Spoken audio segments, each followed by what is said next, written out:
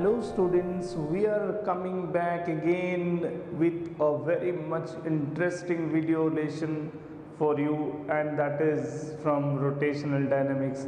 आज की इस वीडियो में हम लोग डिस्कस करने वाले हैं खास और बहुत ही सिंपल बट ट्रिकी प्रॉब्लम्स जो कि आपके लिए जेईई मेन और नीट जैसे एंट्रेंस एग्जामिनेशन के लिए बहुत यूज़फुल है ना।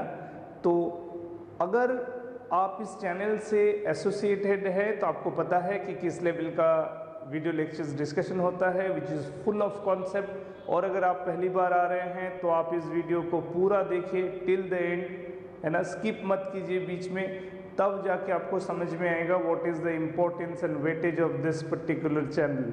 And I can assure you that once you give your time to watch this video till the end, it will be a value added time investment for your academic as well as for your preparation towards JEE Main, NEET और even IIT JEE। तो मैं शुभाशीष दास, आप देख रहे हैं IIT zone tutorial का YouTube channel और हम लोग इसमें 450 प्लस वीडियोस ऑलरेडी इस चैनल पे अपलोडेड है and we are continuing with the same speed और rather increasing speed. So let's begin. So today's discussion is based on rotational equilibrium based few interesting problem. तो चलिए शुरू करते हैं। सबसे पहला क्वेश्चन जो डिस्कस करेंगे आपको बहुत ही अच्छा लगेगा और बहुत सिंपल है। आप हर एक क्वेश्चन को जैसे ही मैं बोर्ड में ड्रॉ करूंगा आप प्रयास करना, है ना, आप प्रयास करना कि पहले आप उसको खुद अपने तरीके से ट्राई करो, ठीक है। क्वेश्चन देने के बाद तुरंत आप वीडियो को पॉज करो, उसको ट्राई करो और फिर आके इस वीडियो सेशन को देखो। Provided if you feel that yes this questions are within your reach. अगर ये क्वेश्चन आपके रीच में है तो आप डेफिनेटली पहले वीडियो को पॉज करके इसको ट्राई कीजिए, है ना। चलिए मैं क्वेश्चन बताता हूँ। ये हो गया फर्स्ट क्वेश्चन का drawing. It is ABC, arrangement of two rod AB and BC, ठीक है। अब देखिए इस अरेंजमेंट में यहाँ एक फोर्स लगाया जा रहा है F1 जिसका वैल्यू है 60 न्यूटन। ये लेंथ है A, ठीक है, ये लेंथ है B, ये लेंथ है B, क्लियर। अब इस B में इधर एक फोर्स लगाया जा रहा है, लेट इट बी F2, ठीक है। यहाँ अगर मैं मेंशन करता हूँ if AB and BC are negligible in mass,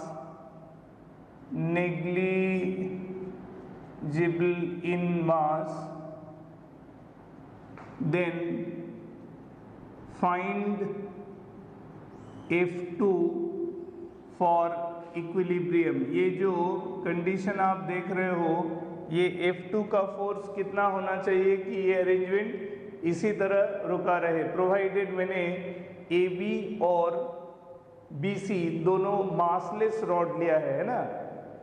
तो आप सोच रहे हो कि मासलेस रॉड का यहाँ का क्या काम है, ऑफ कोर्स। और मैं रेफरेंस के लिए थ्रू द पॉइंट B, ये जो B पॉइंट है, B से इसको x एक्सिस, इसको मान लीजिए y एक्सिस रेफर कर देता हूँ। तो based on this x axis arrangement along AB and BC is along y axis, B is the origin referred on xy plane, what will be the value of F2? तो simple बात है, जिस rigid body diagram में आपको मास value ही नहीं दिख रहा है ना, जिस रिजिड बॉडी डायग्राम में आपको मास वैल्यू ही नहीं दिख रहा है, तो यानी कि जिस ऑब्जेक्ट का मास नहीं है उस ऑब्जेक्ट का ना तो आप मोमेंटम कैलकुलेट कर सकते हैं, ना ही उस डायमेंशनल बॉडी का या पॉइंट ऑब्जेक्ट का आप काइनेटिक एनर्जी लिख सकते हैं और ना ही उसका एक्सेलरेशन डिफाइन कर सकते हैं, है ना। क्योंकि एक्सेलरेशन डिफाइन करेंगे तो फोर्स बाई मास, तो मास नेग्लिजिबल है। अगर मोमेंटम लिखना चाहेंगे तो मास इनटू वेलोसिटी, मास नेग्लिजिबल है। काइनेटिक एनर्जी लिखना चाहेंगे तो हाफ mv², वो भी मास पर डिपेंडेंट है, तो मास नेग्लिजिबल है, यानी कि काइनेटिक एनर्जी भी आप डिफाइन नहीं कर सकते हैं। तो ऐसे केस में अगर कह रहा है कि एक ज्योमेट्रिकल स्टेटस को इक्विलिब्रियम में रखा जा रहा है, और अगर पॉसिबल रोटेशन का बात करें तो रोटेशन किसके अबाउट होना चाहिए, about an axis passing through the point B. तो बी पॉइंट के थ्रू अगर मैं एक perpendicular to this plane of the board एक एक्सिस अगर ले लेता हूं, तो उस एक्सिस के अबाउट इसमें रोटेशन का बात आ सकता है, ठीक है ना। This force can give a chance of rotation this way, this force into this can give a chance of rotation this way. अब सवाल है कि दोनों रोटेशन बाय द डायग्राम है ना एक ही ऑर्डर पे है, रोटेशन चांसेस कैसा है, क्लॉकवाइज, लेकिन वो रोटेशन काउंट क्यों होगा, वो रोटेशन काउंट ही क्यों होगा जिसका मास ही नेग्लिजिबल है। इसका मतलब है ultimately this implies that no torque, system में कोई टॉर्क काउंटेबल होना ही नहीं चाहिए। यानी कि अबाउट बी अगर आप बात करते भी हैं टॉर्क का, अबाउट पॉइंट बी, ठीक है ना, अबाउट पॉइंट बी अगर आप टॉर्क के बारे में बात करना भी चाहते हैं तो वो ऐसा होगा F1 into A plus F2 into B must be 0, F1 into A plus F2 into B must be equal to 0, यानी कि F2 हो जाएगा हमारा minus of F1 into A divided by B, ठीक है। तो मैंने F1 का वैल्यू 60 ले लिया, तो ये हो गया माइनस 60a बाई बी, ठीक है। तो वेक्टोरियली अगर बात करते हैं तो F2 का वैल्यू वेक्टोरियली होगा 60a by B into minus I cap, ठीक है। तो ये वेक्टोरियली अगर बात करें तो magnitude the expression of the force F2 as per the diagram should be 60a by B minus I, और मैग्नीट्यूडिकली अगर बात करें तो mod of F2 that should be 60a by B only, ठीक है। तो इसमें यानी कि यहाँ इसका मास वैल्यू मैंने लिया ही नहीं, तो इसका नेट टॉर्क 0 हो गया, ठीक है। अगर हम लोग अब एक डेफिनेट मास वैल्यू का ले लेंगे, ठीक है ना, इस रॉड का डेफिनेट मास वैल्यू ले लेंगे, तब हम ऑब्जर्व करना चाहेंगे कि यहाँ इसी अरेंजमेंट में फोर्स में क्या डिफरेंस आ सकता है, ठीक है। तो चलिए मैं मास ऑफ ए बी ले लिया for example 10 kg, and mass of BC को मैं ले लिया 5 kg, and this is the arrangement as suggested, ठीक है। बिल्कुल वही अरेंजमेंट है, उसी को कंटिन्यू कर रहे हैं। अब ये हमारा क्वेश्चन नंबर 2 बन गया, keeping all the other terms and conditions unchanged, बाकी सभी टर्म्स एंड कंडीशंस को बिल्कुल सेम रखा, और अब जानना चाह रहे हैं कि इसमें F2 का न्यू फोर्स क्या होगा provided if this is the arrangement. तो चलिए यहाँ अगर अब चूंकि मैं AB का मास ले लिया 10 kg, so in the FBD the weight of AB that is 10g will act this way downward, है ना, जो कि हॉरिजेंटल पोजीशन है, और BC का भी मिड पॉइंट से, है ना, 5g will act vertically downward. लेकिन सवाल ये है कि जो mg 5g वाला जो फोर्स है that is the weight of the rod BC rod का जो वेट है वो इस पॉइंट से काम कर रहा है जिसका line of action is passing through the probable axis position, ठीक है ना। तो यहाँ हम लिख सकते हैं 5g force is passing through 5g force is passing through the axis position,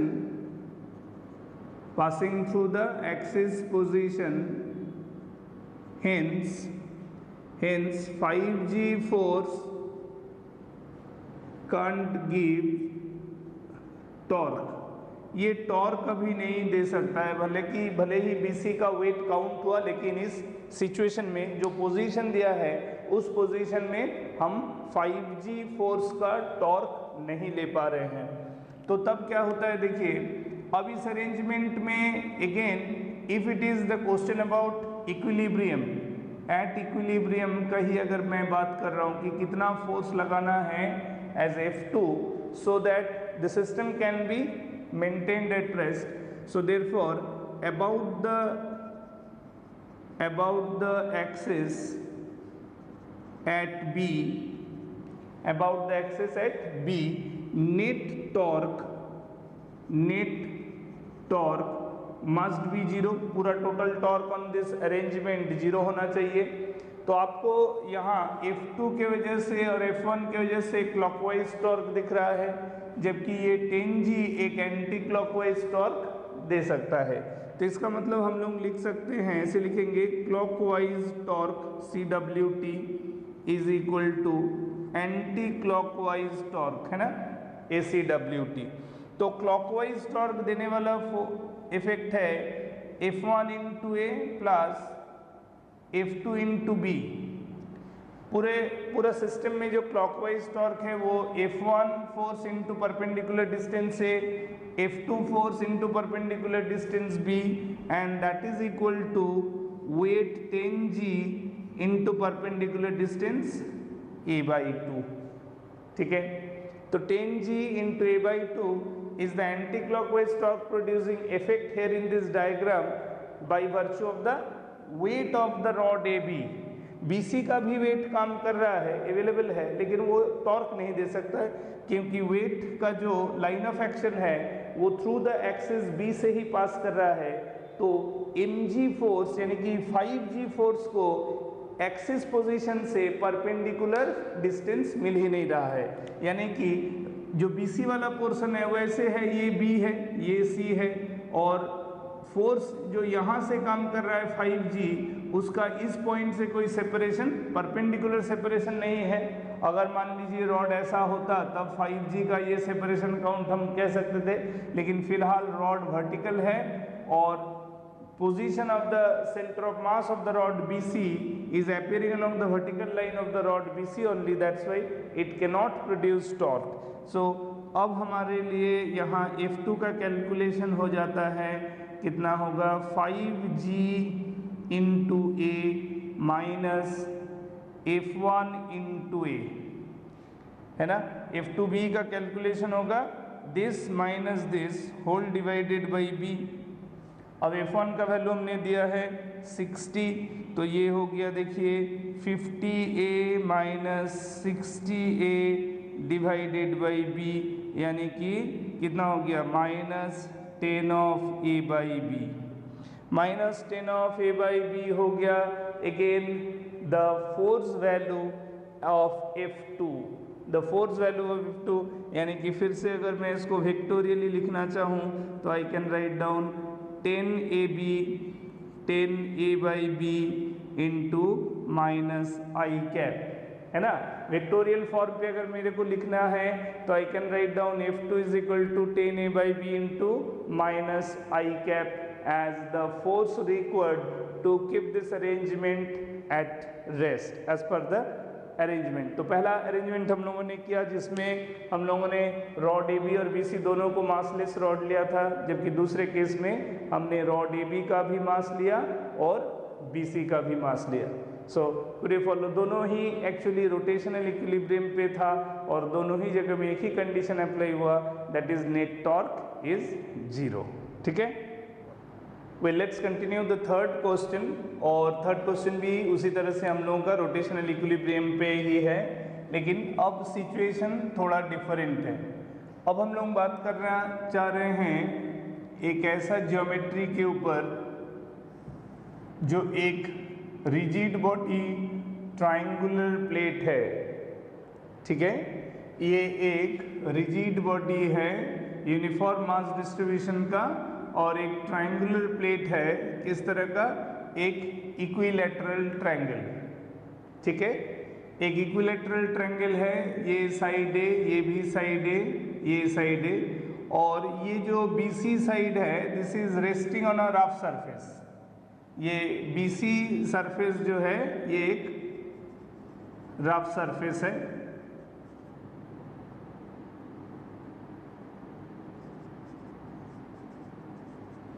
rough surface with coefficient of friction mu, static coefficient of static friction is mu.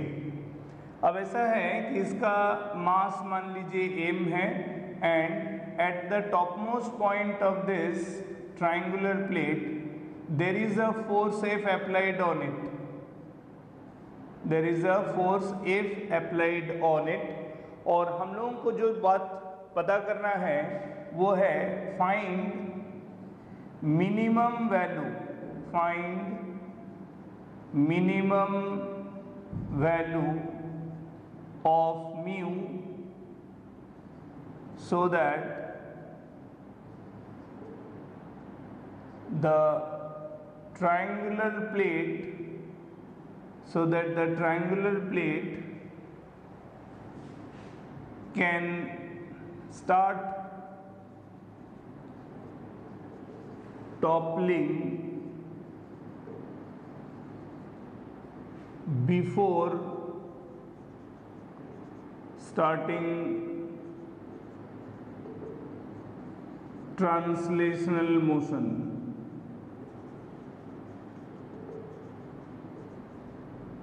बात समझ में आई आपको? कह रहा है कि म्यू का कितना मिनिमम वैल्यू होगा इस अरेंजमेंट में। ये एक वर्टिकल प्लेन का अरेंजमेंट है। You can think about the triangular plate which is in a geometry of equilateral triangle.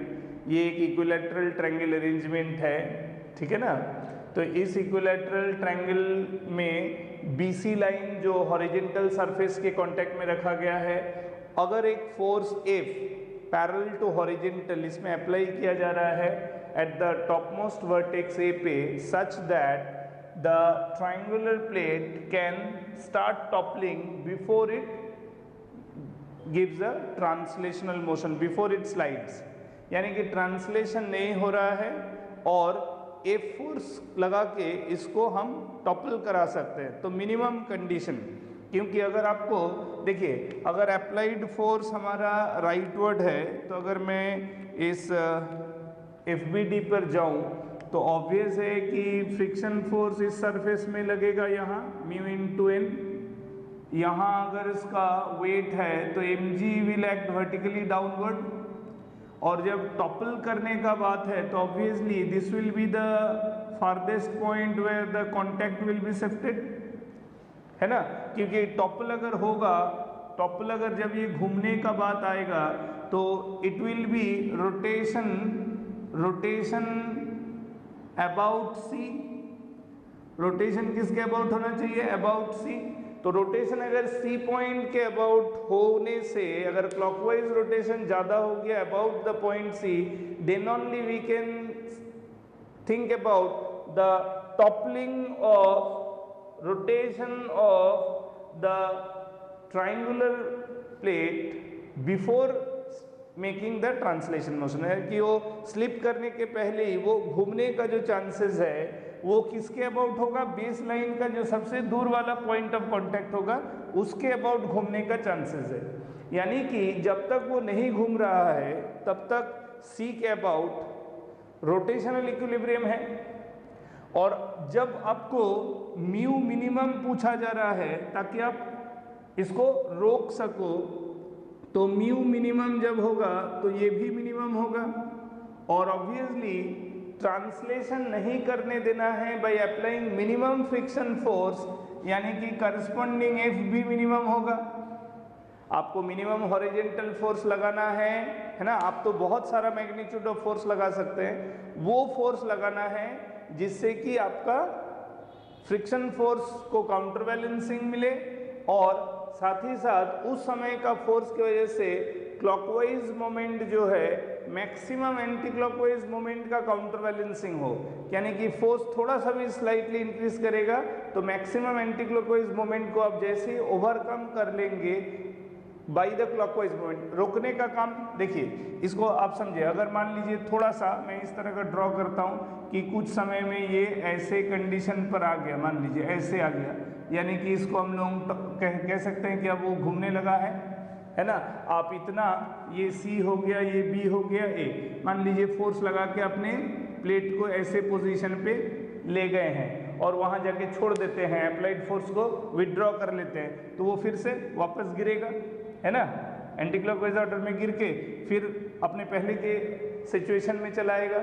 इसका मतलब ये है कि आप अगर उसको पूरा घुमा के क्यों वो वापस आएगा, क्योंकि जब आप इतना घुमा के अगर छोड़ देंगे फिर वापस आने का मतलब है कि आपने अप्लाइड फोर्स हटा लिया, यानी क्लॉकवाइज मोमेंट को, टॉर्क को आपने हटा लिया, क्लॉकवाइज मोमेंट ऑफ फोर्स को आपने हटा लिया, लेकिन उसमें anti clockwise moment of torque अभी भी अवेलेबल है, जिंदा है, जिस वजह से वो खुद को वापस अपने प्रीवियस पोजीशन पे लेके आ रहा है। इसका मतलब है कि जब तक सिस्टम में anti clockwise moment of force यानी टॉर्क रहेगा, ठीक है, तब तक आपको कंटिन्यूअस क्लॉकवाइज टॉर्क भी देते रहना है ताकि वो अपना रिकॉइल ना कर सके, ठीक है। तो इसका मतलब है कि ये काम आप तब कर सकते हैं जब रिकॉइल करने वाला टॉर्क का जो मैक्सिमम वैल्यू है उसको आप ओवरकम करने का सोच लें। तो मैक्सिमम फोर्स रिकॉइल टॉर्क का तब है जब इनिशियल पोजीशन में mg को आप डाउनवर्ड देख रहे हैं और ये mg का line of action C point से जब a/2 का डिस्टेंस में है, that is the maximum anti clockwise torque that can be produced by mg फोर्स। mg फोर्स C पॉइंट के about maximum anti clockwise torque यहाँ प्रोड्यूस कर रहा है, और अगर आप उस मैक्सिमम एंटी क्लॉकवाइज टॉर्क को क्लॉकवाइज टॉर्क से काउंटर बैलेंस कर देते हैं तो इसका मतलब आप इसको टॉपल करा देंगे बिफोर स्लाइडिंग। तो देखिए कंडीशन पहला लिखेंगे, condition 1 for no translation, for no translation, for no translation, applied force must be equal to the frictional force. F is equal to applied force is equal to friction force mu into n, n को मैं mg लिख सकता हूँ, है ना। तो F equals to mu mg, ये हो गया equation 1 for no translation. And condition 2, condition number 2 for rotational equilibrium, for rotational equilibrium, rotational equilibrium के लिए फिर लिख सकते हैं क्लॉकवाइज टॉर्क बराबर एंटी क्लॉकवाइज टॉर्क। इक्विलिब्रियम किसके अबाउट, अबाउट सी पॉइंट के अबाउट अगर मैं रोटेशनल इक्विलिब्रियम लिखूंगा तो क्लॉकवाइज टॉर्क होगा F into perpendicular distance, C के about perpendicular distance, sorry perpendicular distance ये वाला पूरा होगा, this distance will be the perpendicular distance about C, कारण अप्लाइड फोर्स हॉरिजॉन्टल है, तो ये डिस्टेंस कितना हो जाएगा, median length √3/2 of A. So this should be equal to mg into anti clockwise torque, anti clockwise torque mg into perpendicular distance a/2, है ना। ये होगा हमारा इक्वेशन नंबर 2। अब देखिए from 2 I can simplify it like this, from 2 मेरे को F का मैंने मैक्सिमम एंटी क्लॉकवाइज टॉर्क को ओवरकम करना है bye minimum torque clockwise torque, तो वो F मिनिमम हमारा मिल गया mg/√3। तो जैसे ही हमको mg/√3 का मैग्नीट्यूड फोर्स मिल गया, मैं उसको इक्वेशन 1 के साथ लिख सकता हूँ, mg/√3 that is the value of F should be equal to mu mg, और यानी कि हमारा म्यू का वैल्यू कितना आ गया 1/√3। So minimum value of mu required here to oppose the translation of this triangular plate when one of its edge is along the rough horizontal surface at the presence when horizontal force is applied to push it in the direction of the applied force के direction में उसको move कराने के बारे में सोचा गया, लेकिन फ्रिक्शन फोर्स उस हॉरिजॉन्टल मोशन को काउंटर बैलेंस कर दिया और साथ ही साथ वो कैपेबल है anti clockwise torque by mg को काउंटर बैलेंस करने के लिए।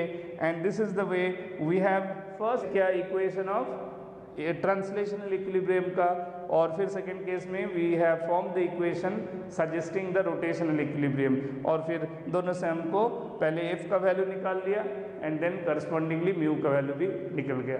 तो इस तरह से हम लोगों को पूरा क्वेश्चन को सॉल्व करने के पहले उसका पूरा आर्गुमेंट आना चाहिए, कॉन्सेप्चुअली क्या हो रहा है, क्या क्या फोर्सेस अवेलेबल है, विद द फोर्स क्या होना चाहिए और क्या कंडीशन दे रहा है।